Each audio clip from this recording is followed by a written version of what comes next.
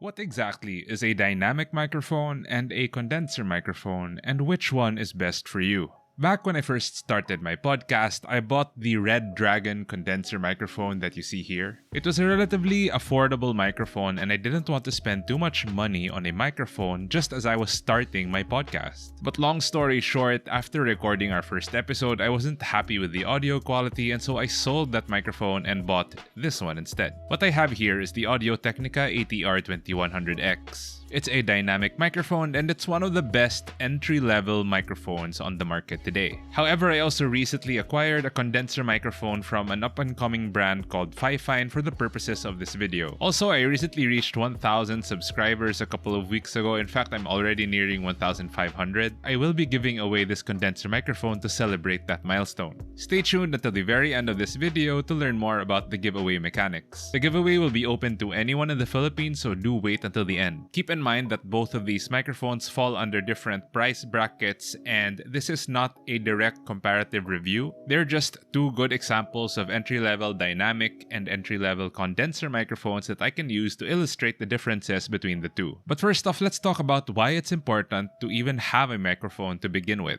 Truth be told, a couple of years ago, having a dedicated microphone just wasn't necessary for the average consumer. However, because of the pandemic, more and more people are engaging in online meetings and conferences. And sometimes the onboard microphone on your laptop, earphones, or webcam just won't cut it. That's why a lot of people have been looking into dedicated microphones for that crisper and cleaner audio during Zoom meetings or conferences. Aside from that, many people have been dabbling into content creation nowadays, whether it be through Twitch streaming, YouTube video production, or even podcast production. And when it comes to content creation, audio plays a very important role. For YouTubers and Twitch streamers, you can get fairly decent video quality from smartphones or even webcams. But it's so hard to get good audio. And studies have already shown that people are likely to exit your video or your streams when you have bad audio quality. And when it comes to podcasts, there isn't any video component at all. So you really have to rely on good audio quality in order to give your audience a good listening experience. In most cases, no matter how good your content is, it's just not going to matter because people won't listen to bad audio. Now, whether you need a microphone for Zoom meetings, Twitch streams, YouTube videos, or podcasts, there's still the matter of trying to figure out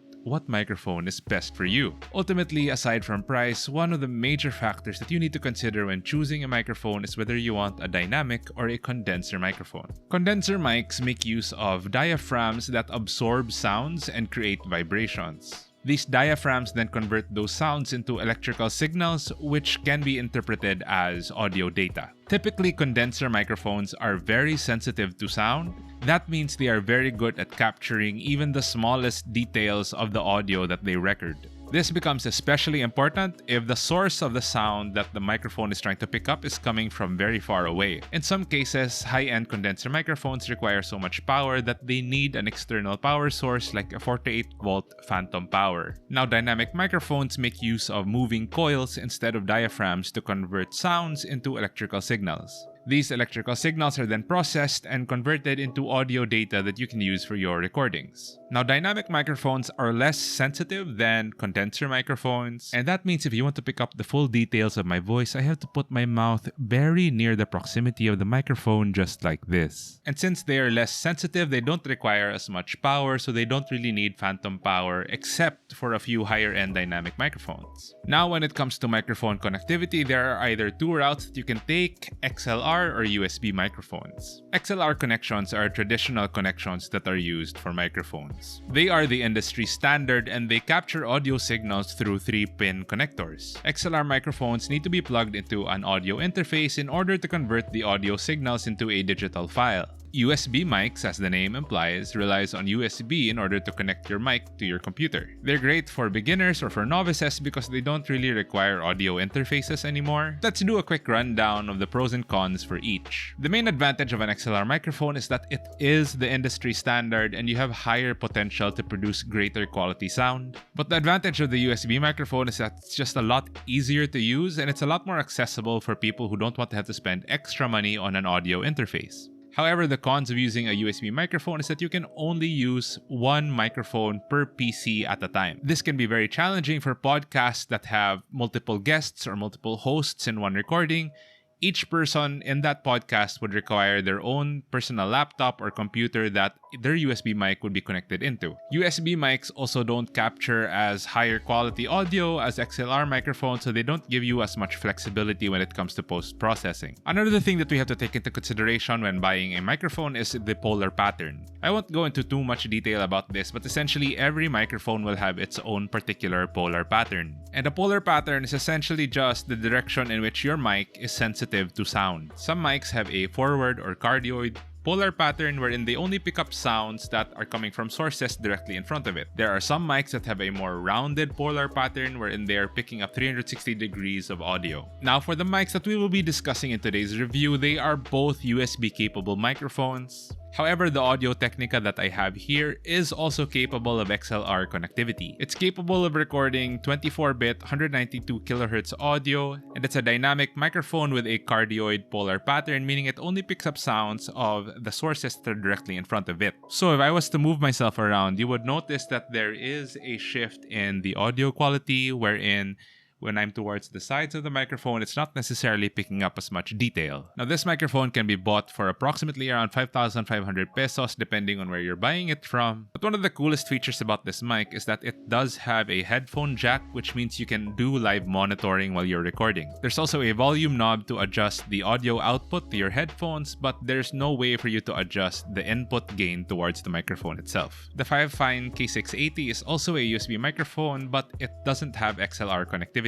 It is a condenser microphone, also with a cardioid polar pattern, and since it's USB powered, that means it doesn't need a 48-volt phantom power anymore. There is a volume knob that allows users to adjust input gain as they are recording. However, it doesn't have a headphone jack for live monitoring. The Fifine can be bought for around 2,500 pesos, which makes it more than twice as cheap as the Audio Technica. But given the price difference, is the Audio Technica really twice as good as the Fifine? Let's check it out. Alright, so I will be reading off the same script for testing both of these microphones. I will be indicating throughout the video which microphone is currently producing the specific sound for each particular segment. The air conditioning unit in my bedroom is on, and I currently have microphones both plugged into different computers through the Audacity DAW. Both microphones are set at 0.6 input gain levels on Audacity, and as you may notice, they are both at an equal distance to my mouth. And I want to stress that the sound that you're hearing through these microphones now have not undergone any post-processing whatsoever, except for normalization, just to make sure that volume levels are the same. But I haven't put them through any compression, noise reduction, or EQ filters. Now let's test if the microphones can pick up the sounds of mechanical keyboard.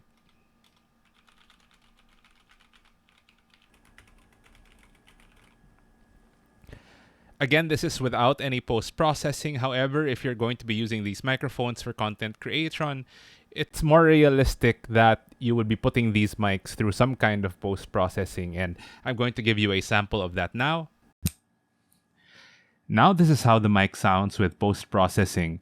I have applied my standard formula for post-processing that I typically use for both my podcasts and my YouTube videos. That includes a layer of EQ filtering, compression, noise reduction, and normalization. Ideally, post-processing should do a good job of bridging the gap between the quality of these two microphones despite their price differences. I honestly don't know how these microphones will compare to one another once I finish the post-processing, and you might have to use earphones to really hear the difference between these two microphones. I'm not sure if they're going to translate well to cell phone speakers or laptop speakers. So what do you think? I'm going to do a keyboard test again just right now to see if the post-processing was able to suppress some of that environmental noise.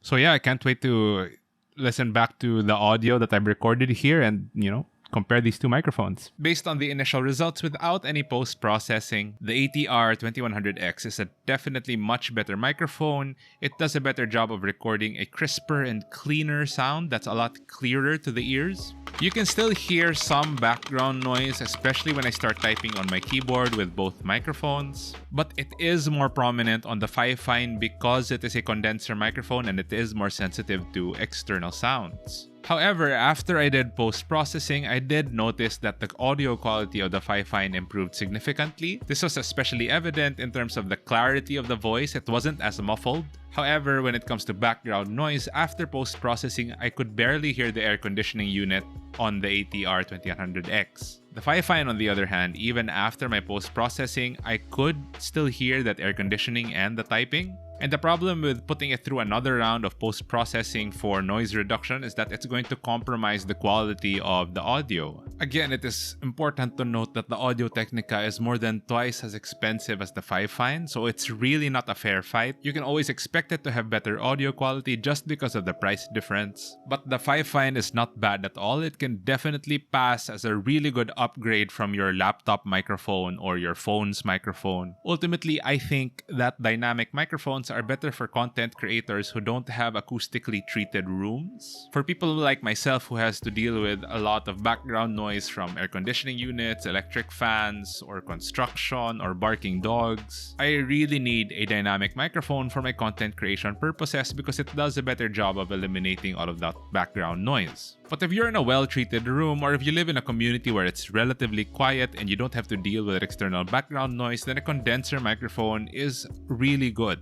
Particularly, the K680 is a solid choice, especially for what you're paying for. And like I said earlier in this video, I am giving away this 5-fine microphone to any watcher from the Philippines. All you have to do is like this video, subscribe to my channel, and then comment down your Instagram handle in the comment section below. After that, go to the Instagram page in the link in my description and tag a friend in the comment section. Deadline for entries will be 11:59 p.m. on March 19, and I will be announcing the winner on March 20th on my Instagram page. Again, this is just my way of saying thanks to everyone who has watched my videos and helped build this channel from the ground up. I'm looking forward to seeing more of you guys here in the future. If you're interested in any other of my tech reviews or my productivity tips, please feel free to roam around my channel, watch my other videos. The more my channel continues to grow, then the more I can do giveaways just like this. So yeah, for now I'll have to cut this short, but I look forward to seeing you guys around again on my channel soon.